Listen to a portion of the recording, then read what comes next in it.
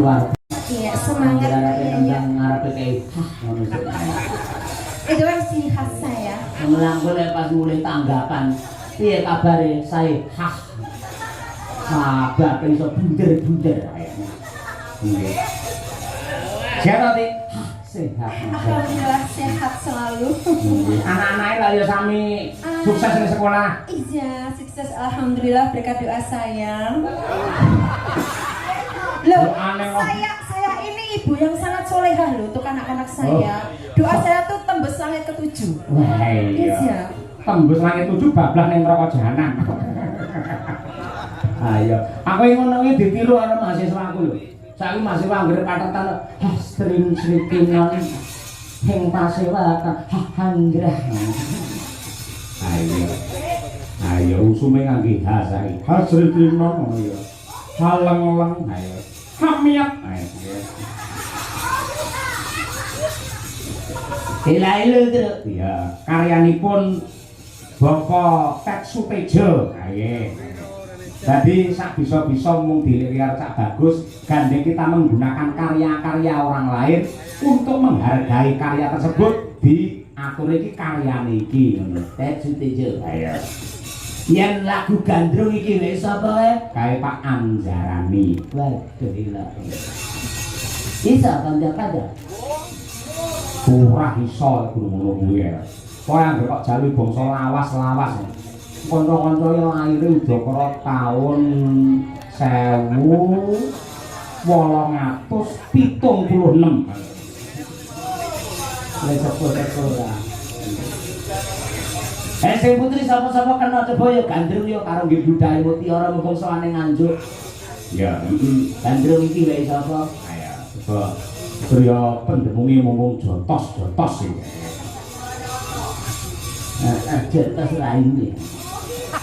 Tegese lindungi bergas tegas penuh dengan stamina lho. Nah, ini karo kanca lah ya. Tapi lek kangen-kangen lek betul ya pas ngene iki. Wis sesuk do ning kantore dhewe-dhewe. Gawenane pulpen karo do ngetik nang arep komputer. Ayo, Pak Heru yang mbak pengendang jos kaya ngono ngedep komputer gak SPG. Ayo. Maka diaturake gandrung karya Pak Anjarani Langur Rumiyin, putrine sinten jenengan pilih piyambak dengan tuding piyambak ora dengan sarirani piyambak. Yuk.